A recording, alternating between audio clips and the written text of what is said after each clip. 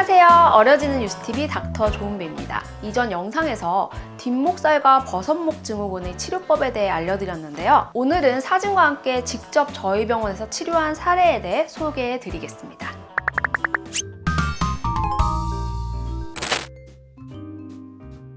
첫 번째는 40대 후반 여성분의 뒷목살과 등살 치료 사례인데요. 이분의 경우 뒷목 위아래로 두툼한 살과 함께 전체적으로 윗등과 어깨에 걸쳐서 등살이 많으신 분입니다. 가운데 부분에 넓게 딱딱한 살이 볼록 솟은 것을 확인할 수 있는데요. 이 두툼한 부위 때문에 미용적으로 스트레스가 많으셨고 두통과 어깨 결림이 심하여 동시에 피로감을 심하게 느끼는 증상으로 병원을 방문해 주셨습니다.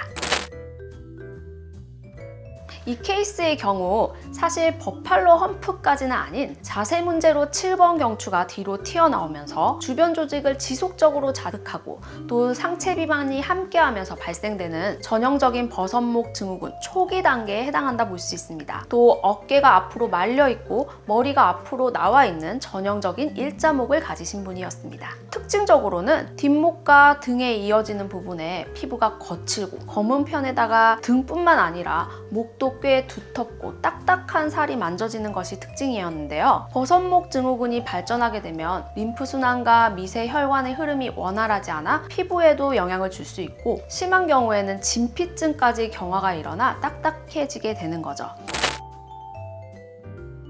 이런 분의 경우 비교적 초기 단계로 험프라고 불릴 만한 덩어리는 아니지만 폐층이 비교적 넓게 발달한 편이기 때문에 유스키니 지방 파괴술 5세트를 추천하였습니다. 동시에 체외 충격파를 포함한 림프순환 관리를 함께 진행할 것을 추천드렸습니다. 또 일반적인 버섯목 케이스와는 다르게 양측 등살까지 광범위하게 레이저 치료가 진행되었으며 상체 비만 개선을 위하여 체중 조절도 함께 해주실 것을 제안하였습니다. 이처럼 비교적 초기 단계의 버섯목 증후군의 경우 지방 흡입술보다도 치료 후 일상생활이 가능하면서도 비교적 넓게 치료가 진행될 수 있는 지방 파괴술이 더 적합하다 볼 수 있는데요. 2주 간격으로 총 5회 방문, 약 10주간의 치료가 진행되었습니다.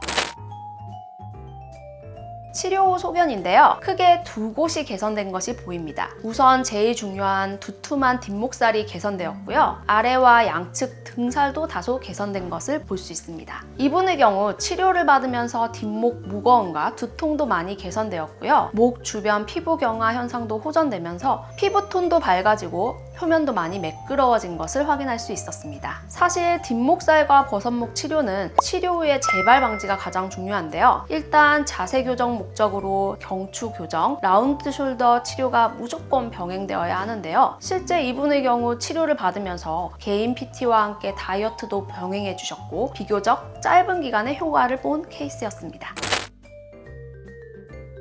두 번째는 비교적 젊은 축인 30대 후반 여성분인데요. 일단 20대 때부터 뒷목살이 있었지만 출산 후 살이 찌면서 급격하게 심해져 내원한 케이스였습니다. 특히 아기를 낳고 잠깐이라도 수유를 하셨던 분이라면 아실 텐데요. 수유 자세가 일단 고개를 숙여야 하다 보니 엄청나게 경추에 무리가 가고 또 거북목이 심해질 수밖에 없고 거기다가 산후비만까지 겹치면서 뒷목살이 심해지는 분들이 많은데요. 실제 저희 병원에 내원한 분들 중에도 산후에 이 증상을 치료하고자 출산휴가 기간을 이용하여 치료를 받으신 분들이 많았습니다. 또 이분은 지속적인 등과 목 통증이 있었다고 하며 이처럼 부항치료, 마사지 등을 많이 받았다고 합니다. 사진에서 보다시피 뒷목살 자체는 첫 번째 분보다 덜한 케이스였지만 특징적인 건 승모근이 매우 솟아 있다는 것입니다. 또 왼쪽 어깨가 오른쪽보다 심하게 올라가 있으며 더 비대하다는 것을 알 수 있는데요. 뒷목살 부위를 촉진했을 때 다른 부위보다 약간 경화되어 있는 것을 확인할 수 있었습니다. 이분도 마찬가지로 뒷목 유스키니 5회와 체외 충격파 치료를 추천드렸고요. 승모근 교정을 위하여 보톡스를 1회 병행하기로 하였습니다. 이분은 타지방에서 오신 분이라 방문이 힘들어서 5회 치료 후 경과를 못 보셔 치료 종료 후 사진을 찍지 못하여 이 사진은 4회 치료 후 5회차 방문 시에 찍은 사진인데요. 전체적으로 등살이 비대한 느낌이 거의 완전히 없어진 것을 확인할 수 있습니다. 또 승모근 보톡스를 통해 어깨도 많이 내려가고 목도 길어진 것을 확인할 수 있습니다. 이 분의 경우 1회 주사 시술을 할 때는 주사액이 들어갈 때 저항감이 다소 있었으나 2회차부터는 부드럽게 들어갔으며 환자분 본인도 2회 치료를 받고 난 이후부터 치료 효과를 많이 느끼셨다고 하셨습니다.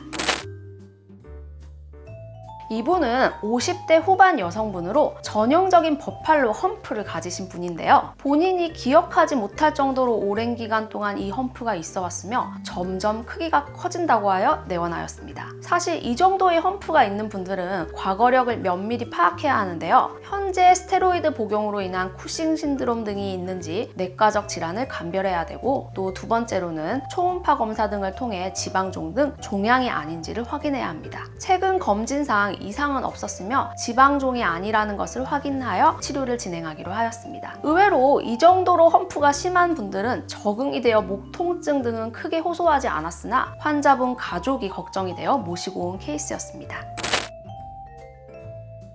사진에서 보는 바와 같이 7번 경추 부근을 중심으로 직경 약 10cm의 볼록하고 약 5cm 깊이를 가진 혹이 튀어나온 것이 보입니다. 이 정도 심한 케이스에서는 수술에 대한 옵션도 환자분들에게 제안을 하고 비수술적 치료의 한계성을 말씀드리는데요. 환자분께서 수술은 리스크와 두려움 때문에 거부하셨으며 사이즈 감소 정도의 효과에 동의하셔서 치료를 진행하였습니다. 이분은 사실 10회 이상의 유스키니 시술을 요구하였으나 비용 부담으로 우선 5회 치료를 받기로 하셨는데요. 첫 시술 시 혹이 너무 단단해 주사바늘 자체도 안 들어갈 정도라 험프 부위에 혈액순환이 거의 이루어지지 않는다고 판단하고 혈류 개선과 림프순환 목적으로 우선 주사 시술 없이 체외 충격파 및 림프순환 치료를 1주 간격으로 3주간 진행하고 유스키니 지방 파괴술을 이어서 5회 진행하기로 하였습니다. 이후 병변 부위 크기가 줄어드는 것을 확인하면서 추가 시술을 결정하기로 하였습니다.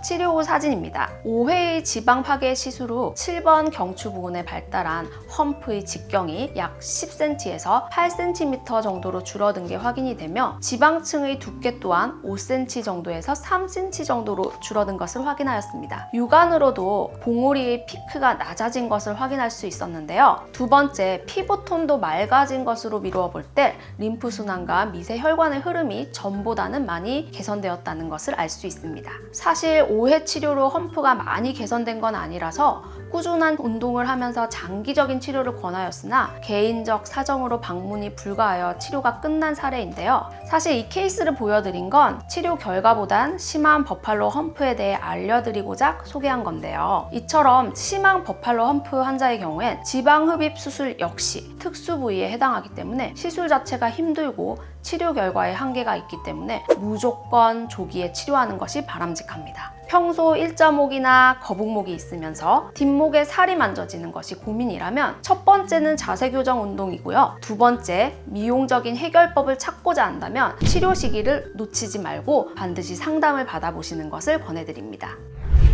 오늘은 뒷목살, 버섯목 증후군의 치료 사례 3가지를 소개해드렸는데요. 오늘 영상이 도움이 되셨다면 구독과 좋아요 눌러주세요. 감사합니다.